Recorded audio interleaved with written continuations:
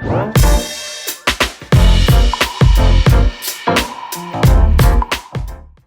Abby, welcome to the His and Her Money Show. Hello, Abby. Hello, thank you so much for inviting me on the show today. We're glad to have you here because you have a great deal of expertise in the area that a lot of people need a lot of help in. And so we were glad that you were able to make some time to come on and share with us on today. Before we get into that, can you just take a moment and introduce yourself to everybody and let them know what you're all about? Sure. My name is Abby Chao. I'm one of the co-founders of CollegeBacker, which is the easiest way to save for college with family and friends. I'm originally from the Chicago suburbs, but now living out in California to build this company. And I'm really excited about helping families save for college. Awesome. So tell us a little bit about your story. What made you even go into this direction of financial services? Yeah, so I have a bit of an odd story in that I got interested in personal finance really young, actually. I was lucky enough to be recommended to read Rich Dad, Poor Dad when I was probably in 7th grade. So I was a really strange teenager who was really into learning about the stock market and Roth IRAs and things like that. I don't think that you can find a whole lot of 7th graders that do that normally, but I guess hopefully lucky for all the CollegeBacker users that there was me that was obsessed with personal finance from early on, and hopefully can share a lot of that with you and with all of our other users too. Awesome. Now, talk about this. Should parents be thinking about college savings for their children now? Depending on where they are in the parenting paradigm, some people have kids that are right there in high school and filling out college applications. Some parents have newborns and toddlers. Should parents be thinking about this now? Yeah, the short answer is yes. So it's never too early to start thinking about saving for college. So even if you have a newborn, or even if you're in the planning phases of even just throwing the baby shower or something like that, it's never too early to start thinking about saving for college. And that's just because the cost of college has become so expensive over the past few years. It really pays to plan in advance. That being said, of course, we all know that there are a lot of different financial needs that you may be planning for. Maybe you're saving for your emergency fund, or maybe you're saving for retirement. And so when thinking about how to slot college into all of those other priorities, we at CollegeBacker would encourage you to use things like gifts from birthday parties and Christmas to get a jump start on college savings, even if it's not the most important thing in your budget right now. And we can talk a lot about, different ideas that we've seen from CollegeBacker users. So what are the different options that someone can take in order to save for their children's college or schooling? Yeah, so there are a lot of different options out there, and most people are just using a checking or savings account. But we definitely recommend looking at other options like a 529 college savings plan. And so this is an amazing tool that many parents don't know about, but it works like a retirement account. It has tax-free growth and tax-free withdrawals, and it grows over time as an investment. So this is really an amazing option that is available to every family in America. And even though, so let me back up a little bit. Many people might not know about this great tool, but if you do go ahead and use it, then you'll be miles ahead of just using a checking and savings account. So what are some myths out there about 529 plans that we need to kind of dispel? So I think the biggest myth out there about 529s is that they are inflexible and that if you don't use it for college, you lose it. And that is just completely false. So the rules around a 529 are that they are intended to be used for higher education, or, thanks to the tax reform, K-12 private tuition. But the rules around it are actually quite flexible. So it can be used for anything that qualifies for federal financial student aid. So that includes both public and private institutions. That includes in-state and out-of-state. It even includes graduate school and community colleges and many trade schools. And so there are a lot of different types of institutions that you can use $529 for. In addition you can use it for a lot more than just tuition as well. So you can use it for room and board, you can use it for books, and even for a computer. So 529s are actually much more flexible than people might assume. So what are some of the benefits to saving in a college 529? The biggest benefit for a 529 is that tax-free growth and withdrawals. So if you imagine that you're saving for a newborn child that has 18 years of potential investment growth, that means that with a 529, you have 18 years of tax-free compounding, and that's really, really going to add up over time. If you compare that to putting the money in a checking or savings account, you probably wouldn't earn very much interest on it at all. So that's a huge benefit for 529s. Are there a lot of costs associated with opening up a 529, or is there a lot of costs associated with investing in a 529? So there can be some different costs associated with it. And so here is where it pays to do your research about which 529 plan you're going to choose. So there's a pretty significant variation in the potential cost. So with CollegeBacker, we'll recommend a best-in-class plan that has very low fees, like around 20 basis points or 0.20% of the assets under management.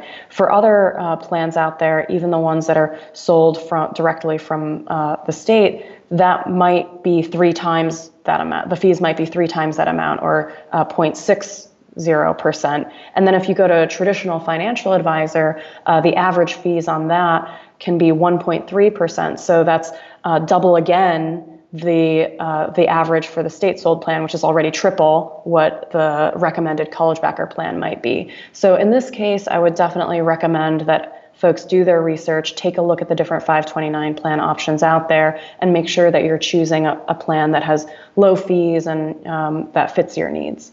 Now, are you able to kind of distill that down a little bit? Because you were talking about, basis points, 20 basis points and 1.06%. Are you able to kind of give maybe like an example in dollars that can help everybody listening kind of understand how impactful the percentage rate that you pay in fees is on your investment? Yeah, absolutely. So if you imagine that you're investing $1,000, for example, so if you're working with a financial advisor that might be charging 1% of that total amount every year, if you take 1% of $1,000, that's going to be about $10 a year that you're paying to the financial advisor. And so over time, if you're saving for 10 years, that's $10 that's coming out of your investment growth every single year, right? So that's through a financial advisor. If instead you were choosing to choose what we would consider a best-in-class plan that charges only 0.2% as a fee, and you're investing that same $1,000, you would only be paying $2 every year for the next 10 years or however long you're investing in that. So you can see there that there's a significant difference between paying $2 and $2 and $10 for essentially the same service. And ultimately, if you're paying high fees, you're paying it every single year. So that would cut into the growth of the plan. So does a 529 plan affect financial aid? So there is a small impact on financial aid, but 529 plans are specifically designed to minimize impact on financial aid. So as a comparison, we like to talk about what most families are using, which is a checking or savings account. And oftentimes families are even using a checking or savings account in the child's name, because you're thinking, so I'm going to open his own checking account under Tommy's name. But the unexpected impact of that is in the financial aid formula, having that savings in the child's name actually has a greater impact on financial aid. And so you'll actually receive less financial aid because it's assessed at a higher rate of up to 50%, depending on how that savings is classified. But with a 529 plan, it's considered a parent asset. And so that means that it's assessed at only up to 5.64% of the total value. So even though there is a small impact on financial aid, it's a much lower impact than there might be if you used a different vehicle like a checking or savings account in the child's name. Now, how does a 529 plan stack up against, like we've heard some people say that the vehicle that they use for college is like a custodial mutual fund or something like that. How does the 529 kind of stack up against that option? Yeah, so there are a lot of other potential ways that you can save for college, and sometimes folks will set up custodial trusts or something like that to save on behalf of the child. And so the rules can vary depending on what the other vehicle that we're talking about is, but for most of those trusts, it's actually still it's still going to be taxed similar to any other normal investment account. And so you're missing out on the benefit of that tax-free growth and tax-free withdrawals. In addition to that, depending on the structure of the account, you might be turning over control to your child at a particular age, like when they turn 18 or when they turn 21. And so after that point, you won't be able to determine how your child is spending that money that you've saved for them. Whereas with a 529, you as the account owner retain control of the account no matter how old your child is. So you can decide, oh, well, I'm going to go ahead and make sure that this money is going towards tuition, or if there's money left over, I can decide what to do with it, as opposed to, inadvertently funding the spring break trip or whatever it might be. Now, earlier you were talking about the importance of doing research when trying to select a 529. And I know that every state has their own plan. So depending on what state that you're in, do you have to just go with the plan that's in your state? So this is another common misconception with 529s, but you actually do not have to choose the plan that your state provides. So even though every state has their own 529, you can choose whichever state that you want. When you're doing your research, though, you should go ahead and check whether your state has any particular incentives for choosing your state's plan. So in some cases, a state will actually offer a state income tax deduction when you choose that particular state plan. So for example, I'm from Illinois. Illinois offers an income tax deduction if I choose the Illinois plan and I'm an Illinois resident. But now, I live in California, so I'm not an Illinois resident anymore. And in California, there is no state income tax deduction for choosing the California plan. And therefore, when I look at a 529 for myself, I'm going to look at all of the different options out there and not feel particularly beholden to California. I'm going to look for the one that I think suits me best. So when someone has, multiple children, do they have to open up individual 529 plans, or is there such thing as a joint 529 plan for the entire family? We would recommend opening separate accounts for every child. And the reason for that is that we want to make sure that each child's investments are managed according to that child's needs. So we would recommend a 529 plan that is invested a little bit more aggressively when the child is young, so that you can take advantage of, the 10 plus years of growth that might be ahead of them.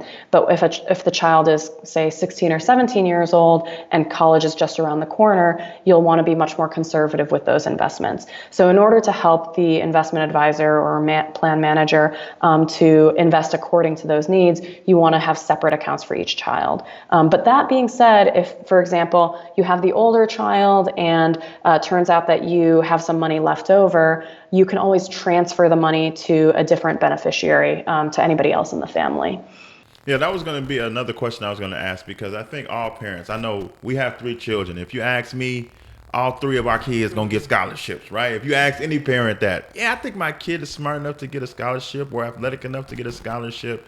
So if we spend the next 10, 15, 18 years putting all this money into this 529 plan, and then they get that full ride to Harvard University, what happens to all the money that I stuck in there? So first of all, congratulations on having a brilliant child.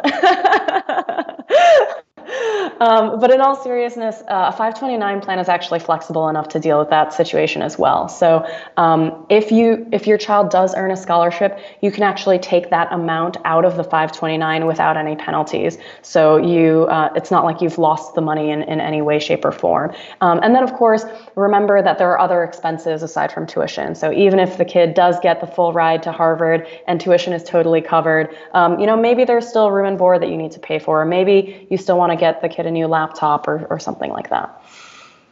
The Sunday Night Sit Down is being brought to you by our friends at Policy Genius. That's your go-to stop to meet all of your insurance needs because they have a totally free tool on their website where all you have to do is put in your information and you will get instant quotes from multiple reputable insurance providers so that you can make the best decision possible when it comes time to purchase insurance.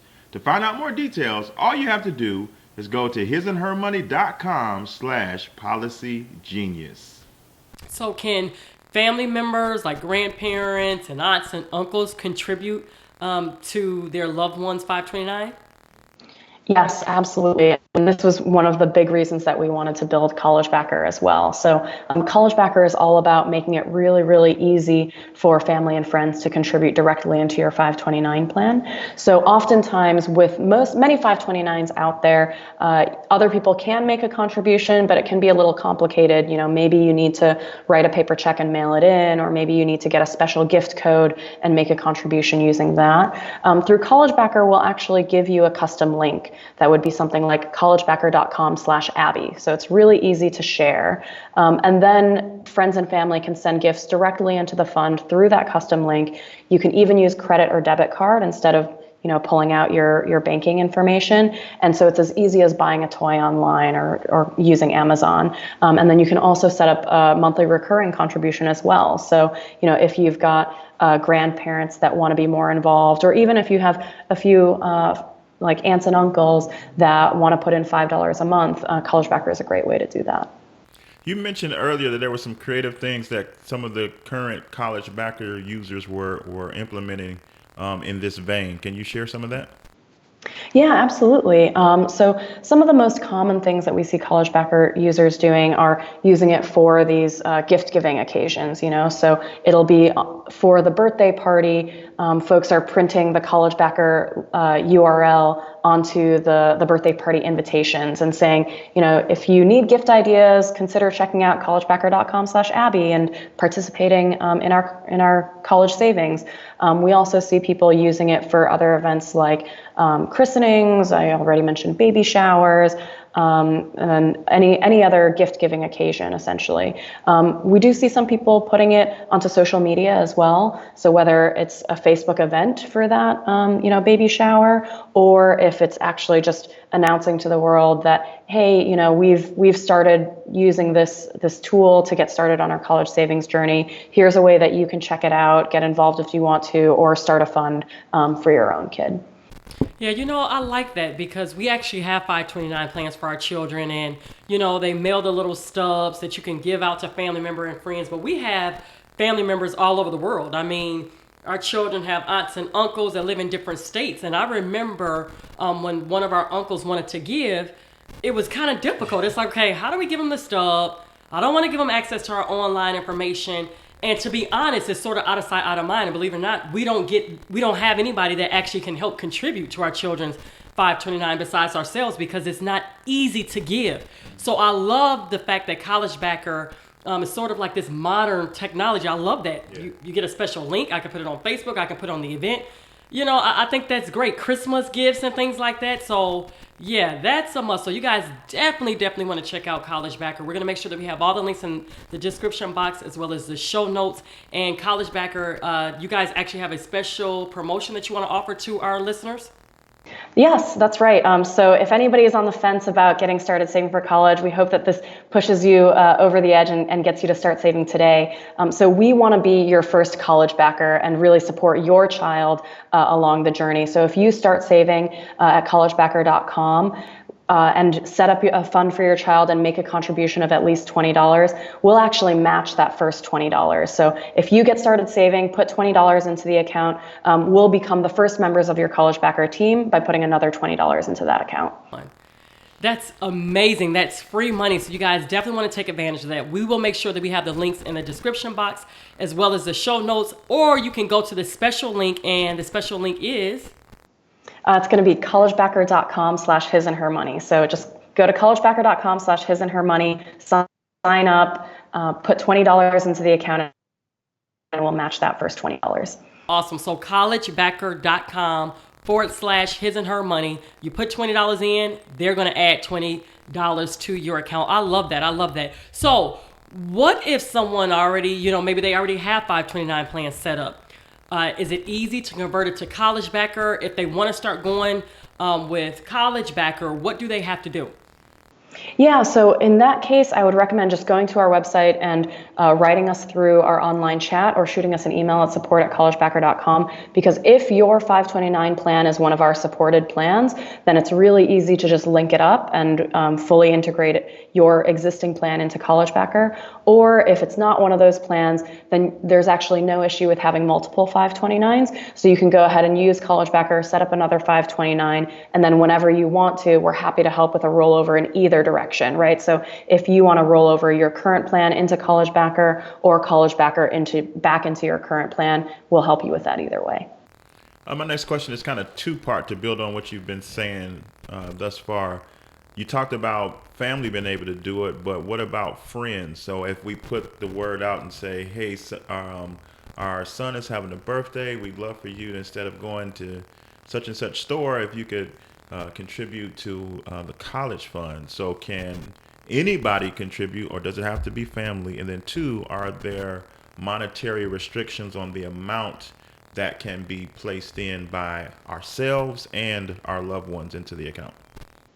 Yep. So anybody can contribute to your CollegeBacker account, whether it's friends or family. And so I think that's a big selling point of having the convenience of things like credit card and debit card, because if it's just, a friend that's giving you $25 for the college account, they probably don't want to link up their bank account, but it's easy to just use a credit or debit card. And then as for the second question about any limitations, so you can actually contribute up the gift tax limit, which is $15,000 in 1 year.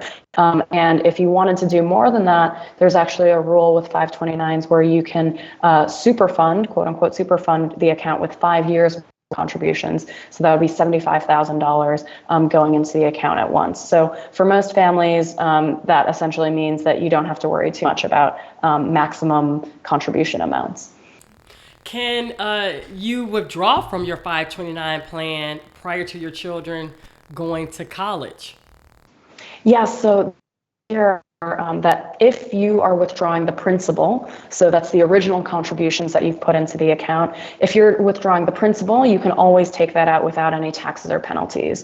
If you are withdrawing the gains on the account, however, so any of the growth on the account, then and you want to withdraw it for a non-qualified withdrawal, so say you wanted to go buy a car or something, that gain amount would be subject to taxes and a 10% penalty. So in other words, let's say you put in $100 and you gained $20 over the course of the investment. You could take out the original $100 without any taxes or penalties, but for that last $20, you would have to pay taxes and a 10% penalty if you were using it for a non-qualified expense. But if you're using that money for something related to higher education, then all of it is completely tax-free. Some people love numbers and investments, and they read magazines, listen to podcasts like this, and it's their jam.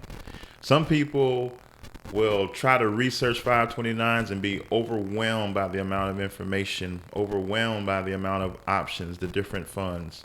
Does CollegeBacker help with the research and figuring out the different plans that are out there and which plan is right for you? Do you help us in that manner? Yes, so CollegeBacker, before working with any plans, we essentially go out and do the research, study the plans, look at the different options that there are, and then we selectively choose the ones that we think work best, and we work with those plans in order to provide the best to our clients. We don't support every plan out there, so if there is a plan that we think, let me back up for a second. We don't support every plan out there. So if you live in a state, for example, that has a specific income tax deduction that we think is really advantageous and we don't support that plan, we'll let you know. But in general, yes, we will help you with the plan selection process as well. So when it comes to, once we figure out which state plan we want to go with, after we sit down with you all at CollegeBacker and you kind of help us navigate which state's plan is the best fit for us, do we then have to do more research to figure out what funds we want to use inside the plan, or is it just a matter of once we pick the state, the funds are just laid out automatically for us? We'll actually help with the portfolio selection as well, so choosing the specific investments in the fund. And essentially, our recommendation is going to be based on your child's age, and so we'll put you into a portfolio that has the appropriate amount of risk based on the age of your child. And then if you want something more specific, maybe you know that you're an especially aggressive investor or you're a more conservative investor, you can just let us know and we'll make that change for you as well. So, Abby, are there any other ways that we haven't talked about that CollegeBacker can help us maximize our efforts towards saving money for our kids' future college expenses? Yeah, I think we've covered most of it. So CollegeBacker is all about making it super easy to get started saving and then make it easy to actually save more with family and friends.